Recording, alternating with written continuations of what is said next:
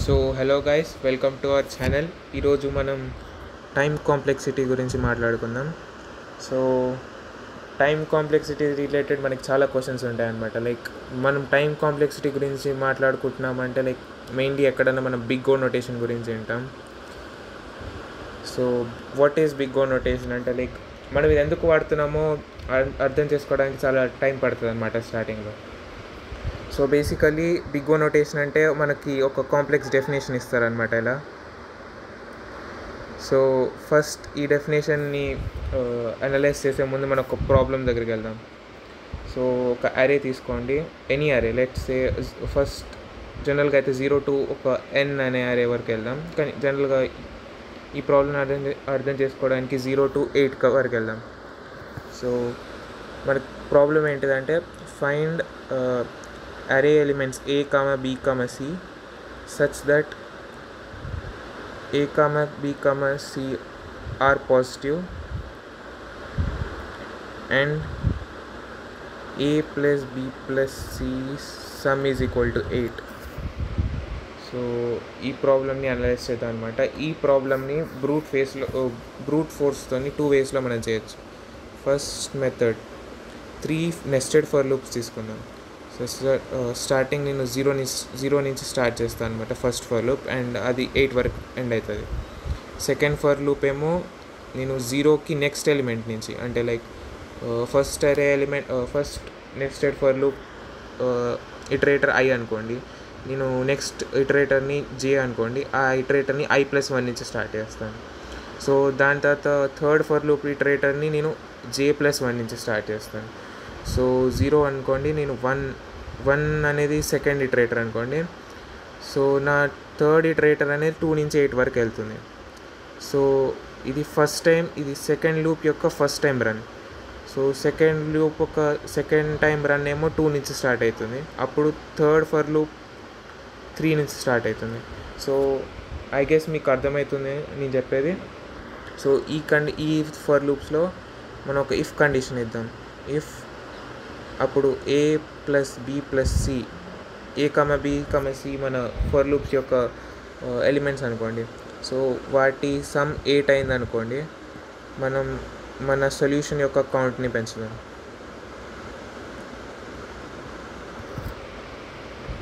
So దీంట్లో మనం 3 for loops వాడుతున్నాం. సో కొంతమందికి ఆల్రెడీ ఆప్టిమల్ మెథడ్ వచ్చి ఉండొచ్చు, లైక్ ఓన్లీ 2 ఫర్ లూప్స్ వాడే మెథడ్.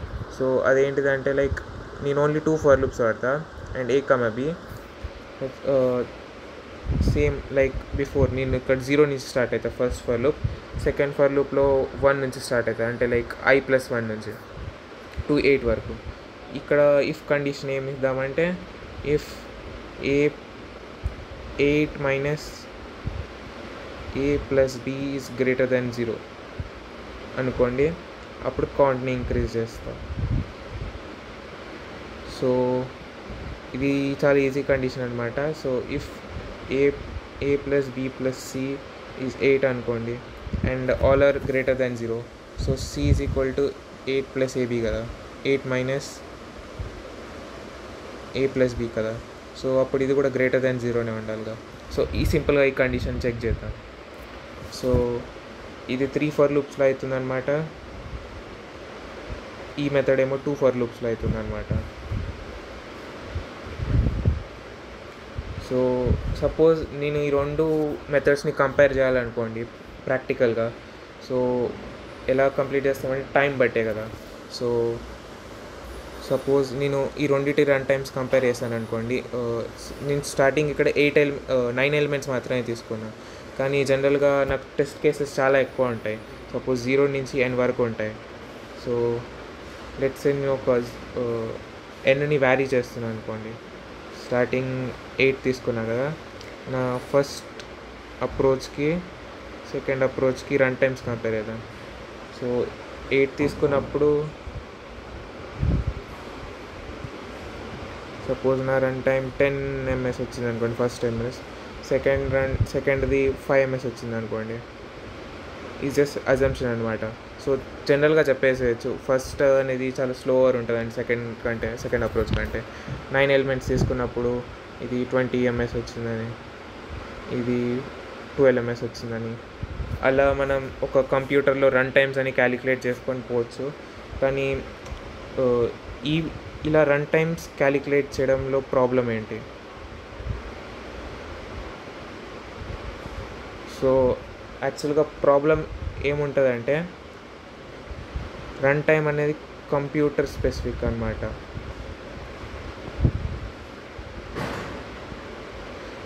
సో అది ఆల్గరిథం మీద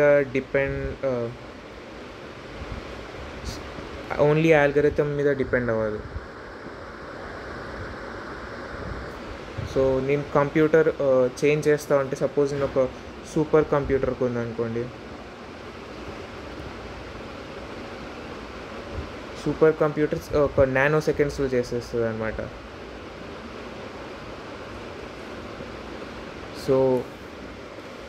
సో నేను ఇప్పుడు ఆల్గరిథాన్ని కంపేర్ అనుకున్నాను అనుకోండి. సో రన్ టైమ్స్ కంపేర్ చేయలేను అనమాట, ఎందుకంటే కంప్యూటర్కి వ్యారీ అవుతుంది అనమాట.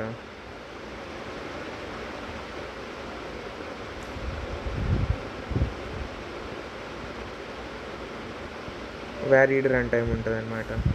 సో ఇది అంత బెస్ట్ అప్రోచ్ కాదనమాట ఆల్గరిథమ్స్ని కంపేర్ చేయడానికి.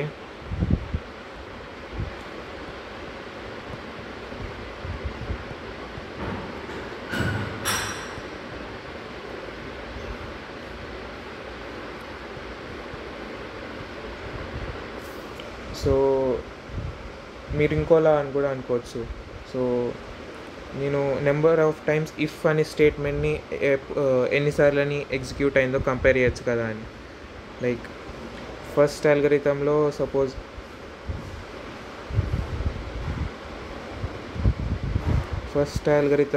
ఇఫ్ స్టేట్మెంట్ నాకు suppose size of the array 9 కదా. సో 9 టైమ్స్ 9 × 9 729 టైమ్స్ ఎగ్జిక్యూట్ అయింది కదా. అండ్ సెకండ్ అప్రోచ్లో 9 × 9 టైమ్స్ 81 టైమ్సే కదా ఎగ్జిక్యూట్ అయిందని అలా కూడా కంపేర్ చేయొచ్చు అనమాట. Like number of times if అని ఒక స్టేట్మెంట్ అనేది ఎగ్జిక్యూట్ అయిందని. సో అలా కూడా కంపేర్ చేయొచ్చు. కానీ ప్రాబ్లం ఏంటిదంటే, మీకు అరే సైజ్ ఎప్పుడు పెరుగుతూ పోతుందన్నమాట. అండ్ దానివల్ల మీకు ఒక జిస్ట్ ఆఫ్ ద ప్రాబ్లం మీకు రాదనమాట. సో ఆ ప్రాబ్లం యొక్క జిస్ట్ అనమాట, లైక్ కంపారిజన్కి like for very big n values నువ్వు n³ అండ్ n² చేస్తూ పోలేం కదా. సో మనకు ఒక స్టాండర్డ్ వే ఆఫ్ రైటింగ్ కావాలి ఆల్గరిథమ్స్ యొక్క రన్ టైం కంపేర్ చేయడానికి. సో అందుకే బిగ్ ఓ నోటేషన్ని వాడతారు. సో బేసికలీ మనం బిగ్ ఓ నోటేషన్ యొక్క స్టార్టింగ్ డెఫినేషన్ చూస్తే ఇలా ఒక కాంప్లెక్స్ డెఫినేషన్ ఉంటుంది.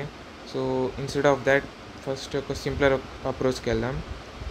సో మీకు ఇప్పుడు ఒక ఇఫ్ అనే స్టేట్మెంట్స్ ఇక్కడ 729 టైమ్స్ అండ్ సెకండ్ అప్రోచ్లో 81 టైమ్స్ ఎగ్జిక్యూట్ అయింది అన్నాం కదా.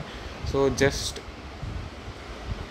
నేను సపోజ్ 0 to n వరకు వెళ్తుంది అనుకోండి అరే యొక్క ఎలిమెంట్స్. సో అప్పుడు దాని యొక్క సైజ్ ఏమవుతుంది, n+1. సో అప్పుడు for any value of n నేను చెప్పేచ్చు అనమాట. ఫస్ట్ అప్రోచ్ యొక్క లైక్ n+1³ టైమ్స్ అనేది ఒక ఇఫ్ స్టేట్మెంట్ ఎగ్జిక్యూట్ అవుతుంది. అండ్ సెకండ్ అప్రోచ్లో n+1² టైమ్స్ అనేది ఇఫ్ అప్రోచ్ ఎగ్జిక్యూట్ అవుతుంది అనమాట. సో ఎక్స్పాండ్ చేద్దాం అనమాట. n³ + 3n² + 3n+1 and n² + 2n+1. So for any value of n మనం ఇలా కంపేర్ చేయొచ్చు అనమాట. సో n అనే వాల్యూ నార్మల్గా మీరు చూసుకుంటే ప్రోగ్రామింగ్లో మనకి త్రూఅవుట్ ద వరల్డ్ మనకి టెస్ట్ కేసెస్ అన్నా లేకపోతే మీరు మొబైల్ వాడుతున్నారు, సో డేటా అనేది చాలా ఎక్కువ ఉంటుంది అనమాట. సో జనరల్గా అయితే n అనేది ఎప్పుడు ఒక చిన్న వాల్యూ ఉండదు, చాలా లార్జ్ వాల్యూ ఉంటుంది అనమాట. సో క్లోజ్లీ టు ఇన్ఫినైట్ అనమాట. సో రియల్ వరల్డ్లో మీకు n అనే వాల్యూ చాలా ఎక్కువ వస్తుంది అనమాట. సో అలా ఉన్నప్పుడు n³ ముందు ఈ లెస్సర్ ఆర్డర్ టర్మ్స్ అన్నీ నెగ్లిజిబుల్ అయిపోతాయి, అండ్ n² ముందు ఈ లెస్సర్ ఆర్డర్ టర్మ్స్ అని నెగ్లిజిబుల్ అయిపోతాయి. సో అలాంటి కేసెస్లో మీ run time n³ and run time కాదు, సో కంపేర్ చేయడంలో n³ అండ్ హయ్యర్ ఆర్డర్ టర్మ్స్లో కంపేర్ చేస్తారు.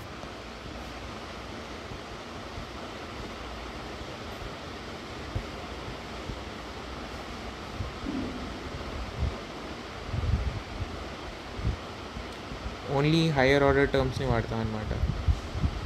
సో బిగ్ ఓ నోటేషన్ అంటే మెయిన్లీ ఇదే అనమాట. లైక్ హయ్యర్ ఆర్డర్ టర్మ్స్తోని మీరు ఆల్గరిథమ్స్ని కంపేర్ చేస్తారనమాట. సో ఆ డెఫినేషన్ అనలైజ్ చేద్దాం. మీకు స్టార్టింగ్లో ఒక డెఫినేషన్ ఉంది కదా, సపోజ్ f(1) అనేది సపోజ్ ఎనీ ఫంక్షన్ తీసుకోండి, 3n² + 6n + 2. ఇది లైక్ ఒక ఆపరేషన్ అన్న ఒక స్టేట్మెంట్ అన్న ఎన్ని టైమ్స్ ఎగ్జిక్యూట్ అయిందని. So according to the definition దీని యొక్క బిగ్ ఓ నోటేషన్ O(g)(n) ఎప్పుడవుతుందంటే if there exist g(n) with a value c and n0 such that g(n) into c is greater than f(n) for n greater than or equal to n0.